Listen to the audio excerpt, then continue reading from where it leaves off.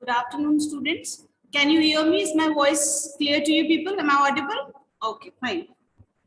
So we have few more minutes. Let the students join and then we will begin with the class.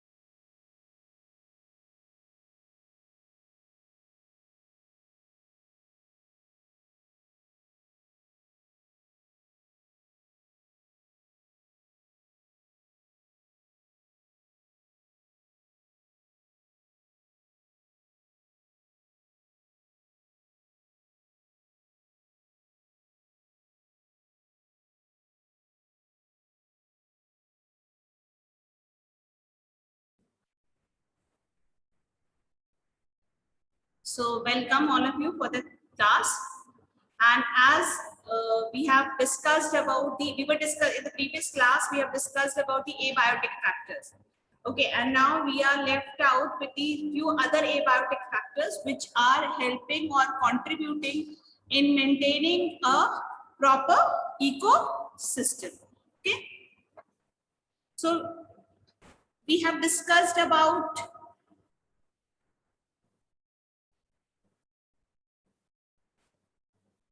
yes. So today we will be discussing about water. Now, water is an abiotic factor, and this water not only is the thing for the survival of any organism in the ecosystem, but water itself is a major component in the human body. Like our human body, 70% of the weight is because of water. 70% of our body weight is because of presence of water, and this water provides a medium, or you can say it is a place where so many chemical reactions are occurring, and those chemical reactions are helping it out in carrying our body functions properly. If these chemical reactions won't occur, our body cannot function properly. So that is why this particular water has a very important role to be played in abiotic component of the ecosystem. Now, talking about water is not only present on the earth's surface, but it is also an essential constitution of body of all the the living organisms. All the chemical reactions, please underline that particular line, that all the chemical reactions occur in the body need water as a medium. And even you know that plant also need water. Even you remember photosynthesis process. If you're remembering photosynthesis process, in photosynthesis, what is the equation? The equation goes like CO2 plus H2O giving out C6H12O6 plus O2. So here for the plants also, water is a major, you can say major thing which is needed for the process of photosynthesis. If we remove this water, can photosynthesis take place? Is photosynthesis possible if we remove water? Is it possible? No, it is not at all possible. Is that clear? Now the second paragraph. Now I want to ask you, suppose there is a desert area, there is a riverside, and there is a sea. There are three places: desert, riverside, and a sea. Now, can you please tell me where will you find the maximum plants and animals? In which region? Out of these three regions, in which region you are going to get maximum plants and animals, and why? Not only where you will find, but the reason also. Why would you find maximum plants and animals? Immediately when I asked why, number of hands reduced. Yes, Akansha, please unmute yourself. Yes, miss, we will find it on the river side. On the river side. The reason? Miss, because pure water is there on the river, means miss, fresh water is there. Fresh water is there. Okay. Anyone else has any other explanation? Anyone else has any other explanation? Yes, Punya, please unmute yourself. Miss, we can found it at the plain areas because there is a plenty of rainfall there, and in desert there is no rainfall. Okay, fine. Yes, just mute yourself. Yes, Costa, please unmute yourself. Yes, ma'am. Good morning. Good afternoon, Beta. Good afternoon, ma'am. On the river side, because of if there will be more water, then photosynthesis will occur. Okay, fine. Now you can see, as everybody has said, that you will find more plants and animals near to the riverside as compared to desert and as compared to sea. Desert, no water. When no water, definitely vegetation will be less. Less number of plants will be growing in the desert area. When less number of plants are growing in a particular area, definitely the number of organisms found in that area will be also lesser. Number of animals, number of insects, number of crawling animals will be lesser as compared to the other places. And the reason that because plants are not available, and when plants are not available, definitely the ecosystem is going to be disturbed. Here we will find a particular type of animals, or those who can survive in less amount of water. Okay, those who can survive in a very less amount of water, and even those plants which can survive in very less amount of water. Coming to sea. Sea also has maximum, means it is a source of water, but this water cannot be utilized directly. The reason, this is a salty water, and salty water, nobody can drink salty water. Can you drink salty water? You cannot. Even same thing, even animals, other animals, they cannot drink this salty water. Okay, we have in sea regions, particular fishes are there, particular animals are there who can survive in seawater. Not at all that all the fishes, all the animals, all the aquatic animals can survive in sea. No, they need fresh water. Fresh water, or where will you get the fresh water? You will get fresh water in the riverside, and this is the place where you will find maximum plants and maximum animals. Is that clear? So we can say that water, presence of water or presence of drinking water decides the plantation of that particular place. As I told you, in desert area, you will get those trees which can survive in less water. In sea area, you will get those plants which can survive in salty water. Okay, those animals and plants which can survive in salty water. But this is a suitable place get maximum variety of plants and maximum variety of animals. The distribution of plants and animals in place depends on the amount of water present. Where vegetation is less, where water is scarce, that is desert, and in the dense in the area where heavy rainfall, that is western Ghats and hills of Assam in India. Wherever heavy rainfall means lot of water, all the water bodies throughout the year will be filled with water, and when fresh water is available in abundance, definitely more amount of plants and more amount of animals. Now next, the next topic or the next abiotic factor is soil. Now soil also determines the kind of plant growing in that particular place. And see, everything depends on the plant.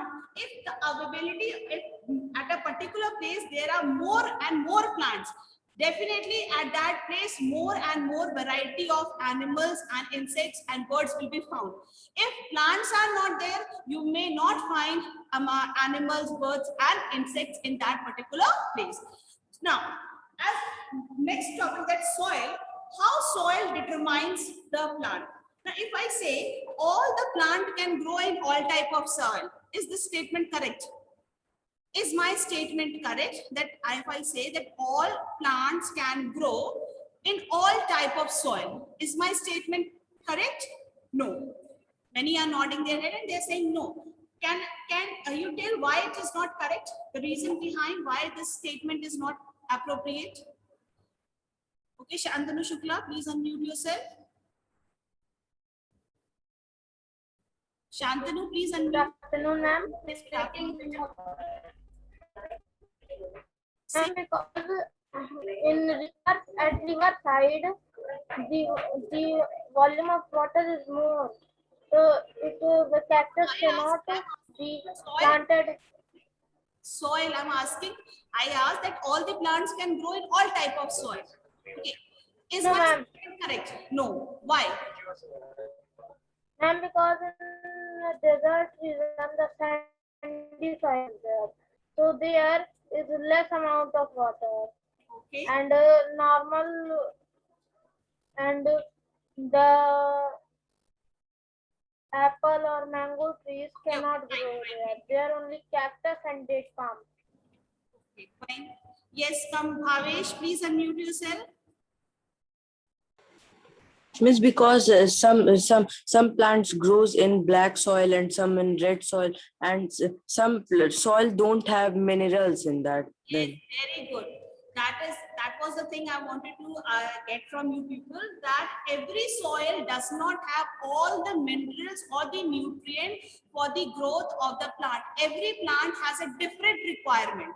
Every plant has a different requirement for its growth. Okay, and that requirement can be filled with a type of with a favorable type of soil.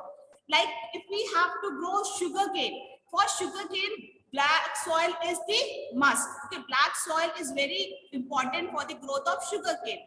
So if we try to grow a sugarcane in a sandy area or in a clay region, it won't. So every soil has its own, its own nutrients, and depending upon the nutrients present in the soil, people are growing crops. People grow the crop because they know that there is which all nutrients are present in the soil and which will support the better growth of the plant. They will support. It's like we can bring a coconut tree, artificially we can provide it some manure and we can grow, but it is possible only for 1 or 2 trees. You cannot have a coconut plantation over here. Is it possible to have a coconut plantation in a this terrestrial region or land region over here in this place? No, not possible. We can arrange the thing for 1 or 2 plants. So that is why soil is also one of the important factors which determines what kind of plants are growing in an area, and according to that, whichever plants are growing, we will be getting according to that the animals and the microorganisms. Soil of a place determines the type of vegetation growing there. Terrestrial plants completely depend on soil in which they grow for anchorage. Anchorage means to stand straight. Anchorage meaning is to stand straight. Every plant needs or every tree needs to stand straight, and that anchorage is being provided by the soil. Water and mineral. Many animals like rats, Snakes and termites also live in the soil, in burrows and caves inside the earth. Soil is also home to many small organisms like bacteria, fungi, worms, and insects. So not only that, soil is important factor for the plant, it is also a shelter or a home for many insects and many worms. Now the last is the temperature. Temperature, does temperature affects the vegetation of a place? Does temperature affects that? First of all, who is responsible for maintaining temperature on earth? Who is responsible for maintaining a suitable temperature on earth? Yes, Ranveer, Rajkumar, sorry, Rajkumar, please unmute yourself. Yes, Miss. Good morning. Yes, better, good afternoon. Yes. Miss Sun is responsible for the temperature, maintaining the temperature. Who is the man who is controlling the temperature of the earth? I didn't Miss get Sun. sun. Okay, very good. Sun is the medium who controls the temperature of the earth. Now, everybody in geography has studied about the different regions.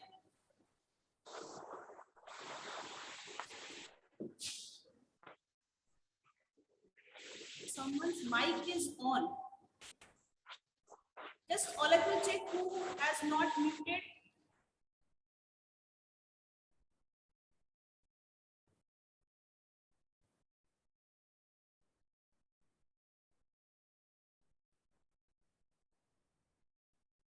Fine.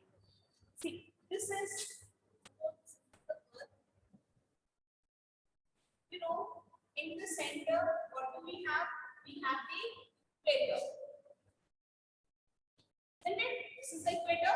Everybody is going to agree this is the equator.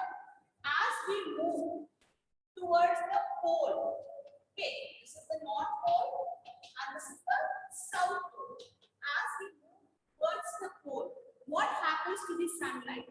The availability of sunlight, does it increases or does it decreases? It increases or decreases? Just show me if it is increases, show me the thumb up sign. If decreases, show me thumb down sign.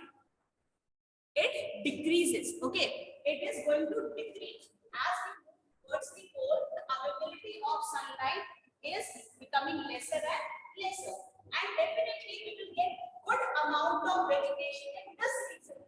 Good amount of plant growth in this particular region. As we start moving to this region, the number of plants are going to reduce. Okay, the vegetation is going to reduce. And vegetation is going to reduce. Why? Because here we have an appropriate temperature. Here at this equator region, we have a proper temperature which is supporting good growth of the plants. As we move towards the poles, what is happening? The temperature keeps decreasing. Temperature is decreasing. And every organism cannot survive in decreased temperature. Okay, in a decreased temperature. We cannot expect that the kind of mango trees, the kind of trees which we are getting on the land, same kind of trees will be found on this North Pole and South Pole. Can we grow in this region, North Pole, South Pole region? No, not possible. Because the temperature is not suitable. Even when you sow the seed itself will die because it will not get all the proper conditions for its growth. So in this region, we have a different variety and less vegetation. Okay, we have a less vegetation and a different variety. But this region has maximum vegetation because it has having proper temperature for the growth and survival of the plant. And I have already told you that if plantation is good, if a number of plants in a particular area is good, definitely it will increase the availability of variety of animals, birds and insects. That clear? Temperature denotes the heat energy available from solar radiation. The temperature of place is largely determined by its distance from the equator. It is maximum at the equator, decreases gradually as one goes to the north or the south. Hence, based on the temperature, our Earth is divided into various temperature zones. I hope you know this is the torrid zone, then we have the temperate zone, and then we have the frigid zone. Isn't it? These are the torrid zone, temperate zone, and then we have the frigid zone where we do not get a lot of vegetation. Tropical forest, coniferous forest, and alpine vegetation. Alpine vegetation means those plants which are growing in a very cold conditions, in the pole region. Okay, the plants which grow in the polar region, they are called as an alpine plantation. Organisms living in different places are adapted to live in different temperature. Although most of organisms can usually survive between 0 degree and 50 degrees Celsius. Underline that.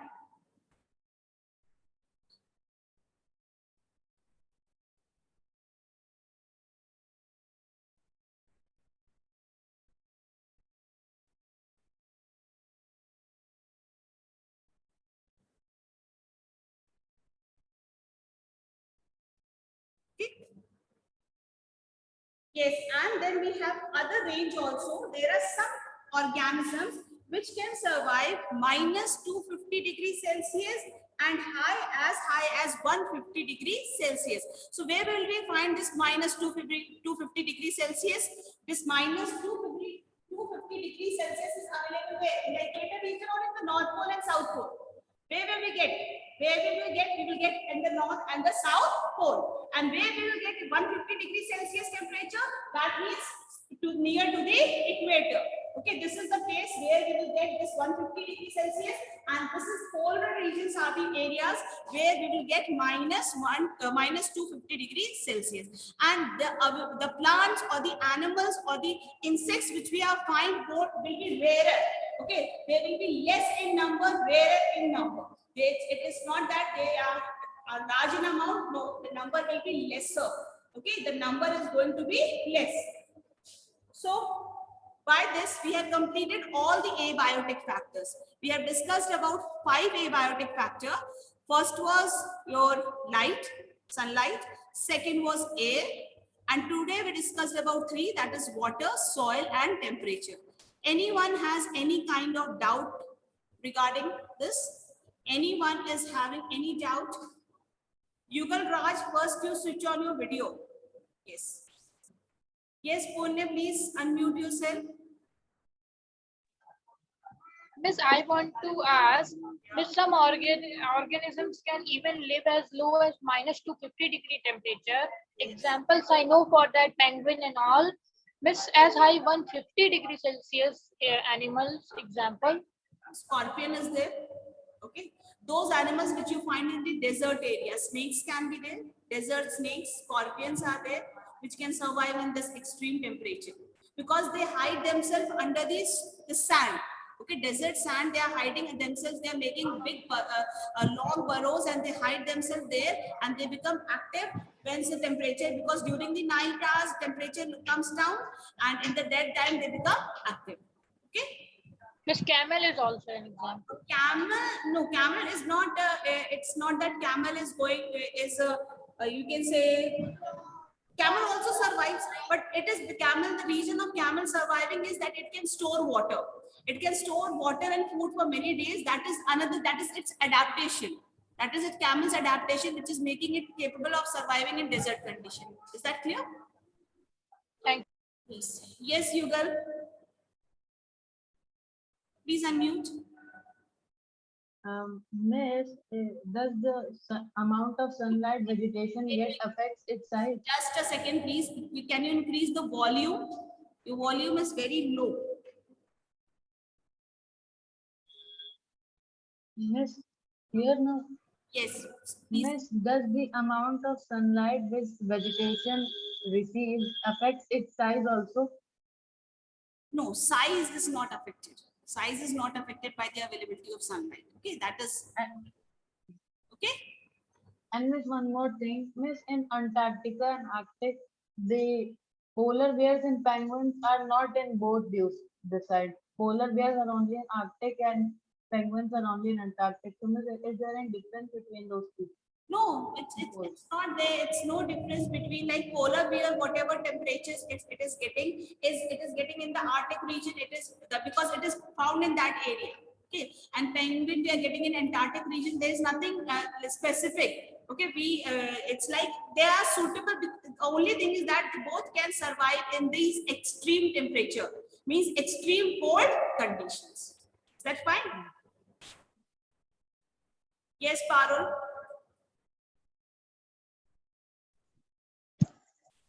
Again, your voice is not coming.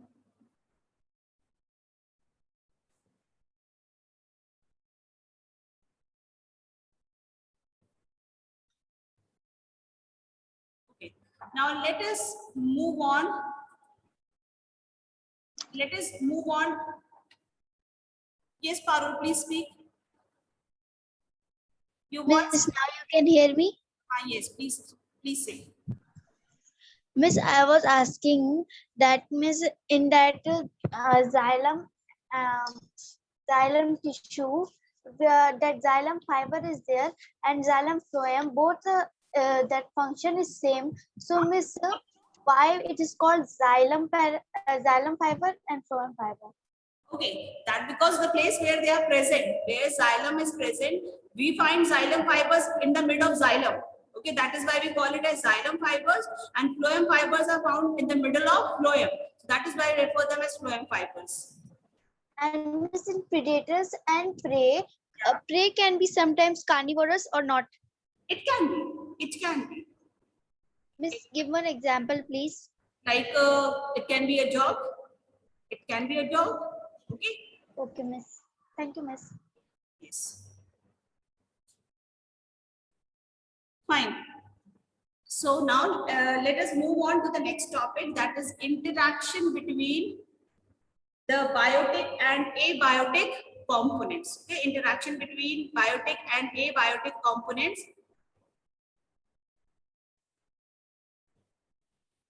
Now, just pay attention. I'm drawing just one diagram over here. Make things very much clear.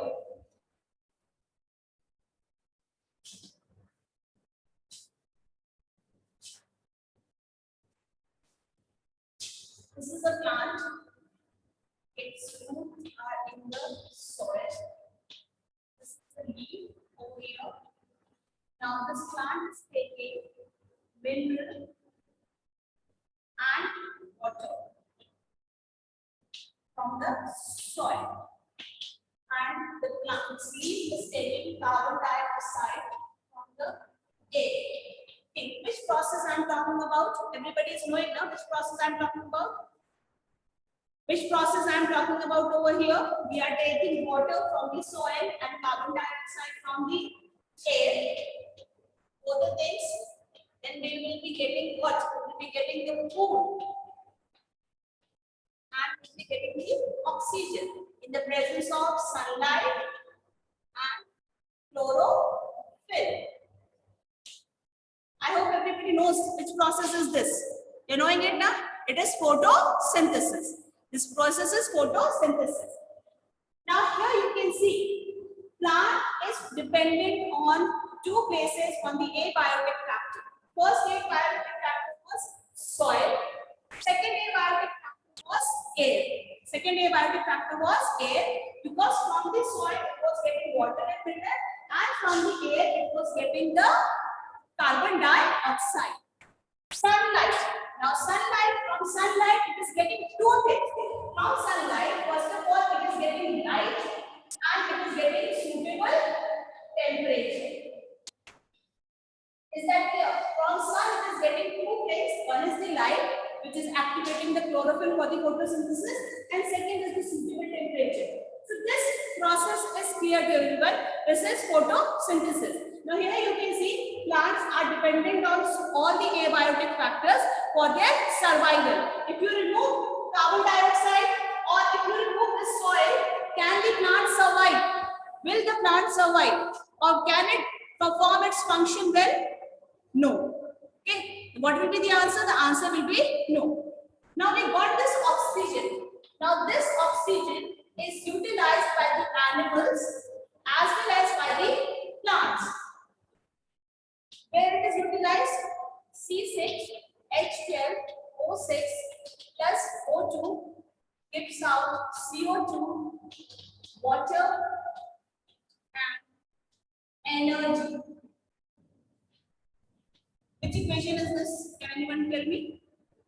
Which equation is this? Only one child? No. 5 are there who are knowing.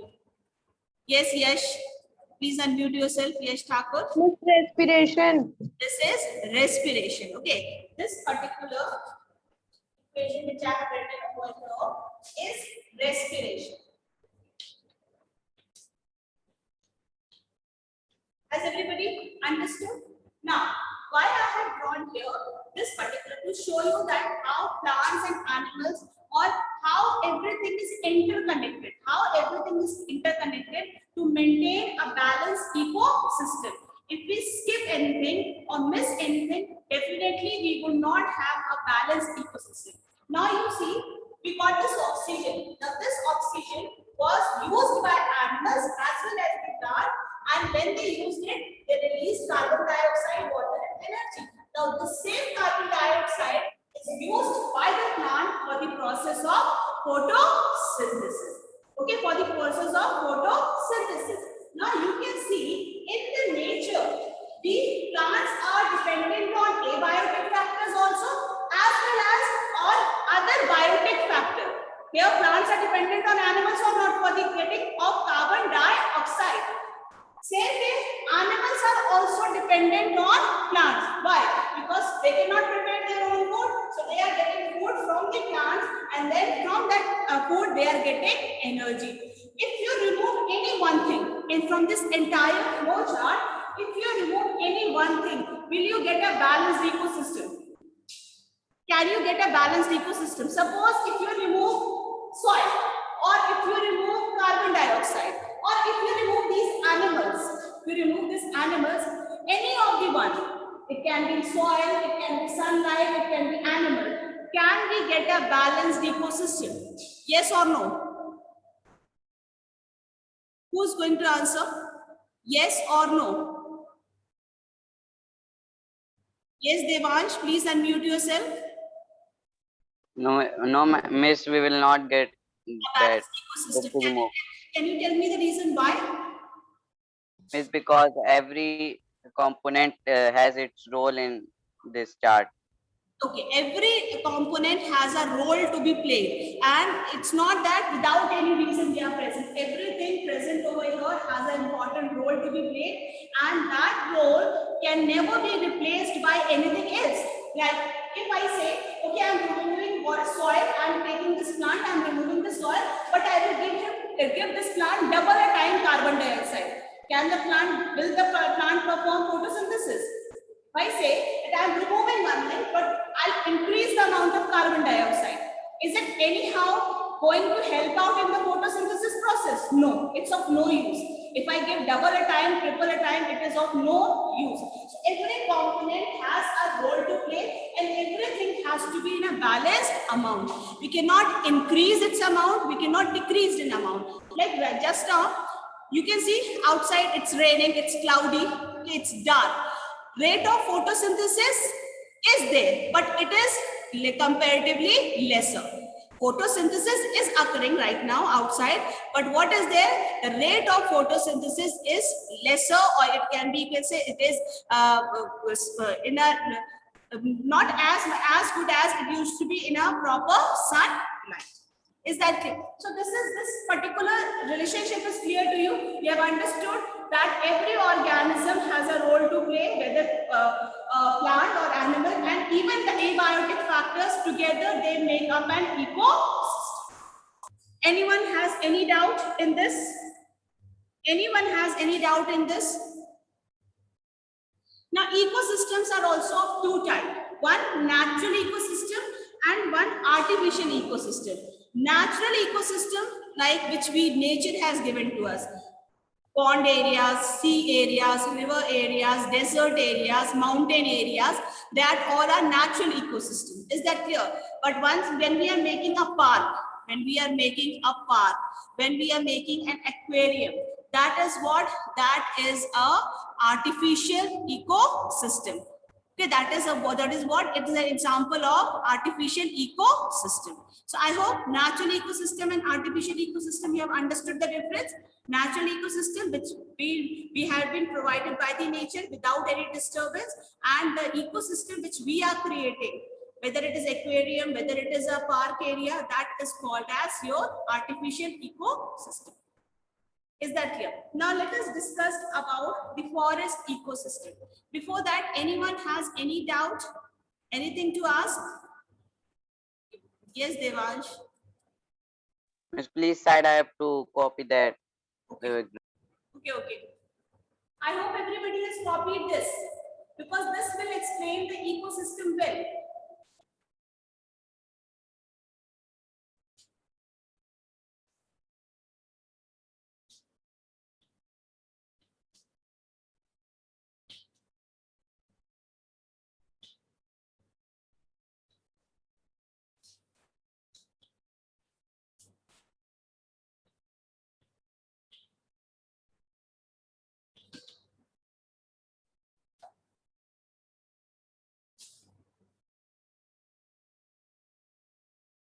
Yes, Parul. What happened? In which season, ma'am, photosynthesis occurs the least? In which season? Winter season. Yes, miss. Winter season. Winter season. Just now also if it is cloudy, the photosynthesis will be least. Okay. Miss, my video is enabled or not? No, now just now it was I was able to see you, but now not now. Miss, now? Now I can see. Miss, due to network problems, sometimes it cuts. Miss, I'm not able to understand. What should I do? I understand, but what can be done with this network issue is there. We do understand that. Okay. Okay, miss. Yes, everybody has drawn this, written, whether drawn or not, but have you understood this concept of explaining ecosystem? Now let us talk about forest ecosystem. Everybody is knowing what is a forest, where we get variety of trees, variety of animals, and variety of microorganisms. Okay, that area is referred as the number of trees are more number of trees means more number of animals, more number of microorganisms. So that is called as a forest. So do underline the first paragraph. Please underline the first paragraph of forest. A forest derived from forest means out of those is a large area of land where various plants, animals, and microorganisms exist in their natural homes. Nothing, no involvement of human beings, no interference from the human being side, and that is their natural home. Okay, that is their natural home where they are occurring. Now in forest area, see it's written over there. A forest is a natural piece of land which is not fenced. Please underline that. Please underline that particular line. Now, have you ever seen fencing around the forest? Have you ever seen fencing around the forest? Fencing is there around the forest? No. But have you seen fencing around the agricultural land? Agricultural land is there. Have we noticed fencing around them? Have we noticed fencing around a park? Around a park, fencing is there or not there? So forest is an area which is not having any kind of fencing, where everything is free to enter, means everyone is free to enter and exit out.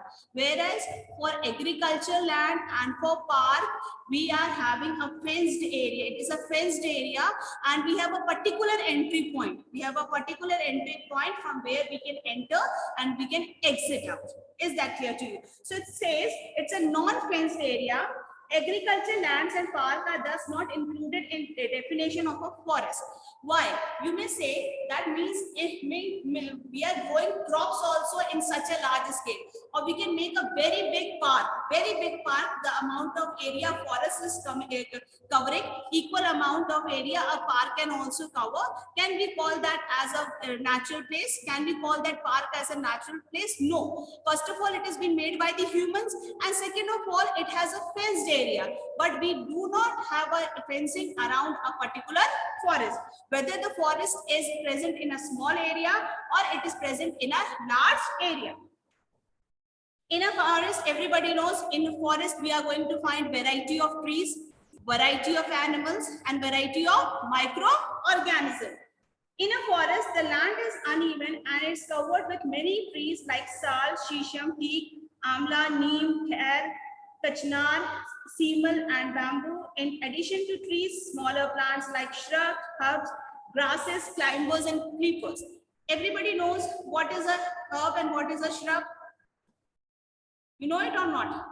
I think in class 1, 2, 3, you have studied that in too much of detail. But do you know the difference between climber and creepers? Can anyone tell me the difference between climbers and creepers? Avika, will you please unmute yourself? Avika, your video is not clear, beta. Now it is clear. Yes, please unmute yourself, Avika.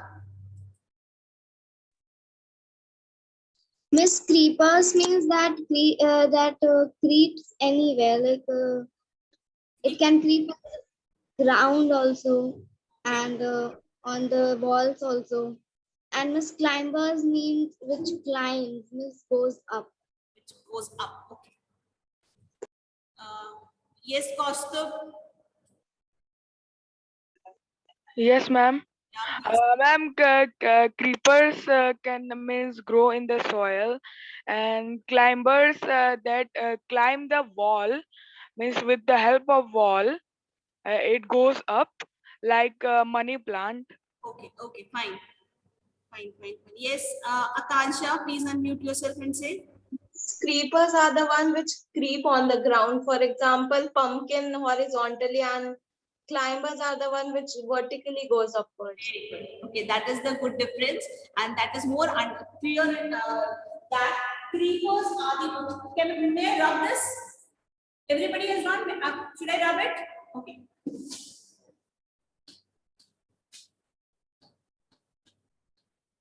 What are creepers?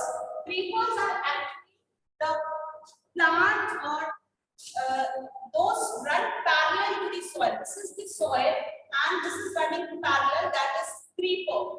It is called as creeper. The example Kansha has told pumpkin. It is a creeper which is moving in a horizontal way in the soil. That is called watermelon. It is also an example of creeper only.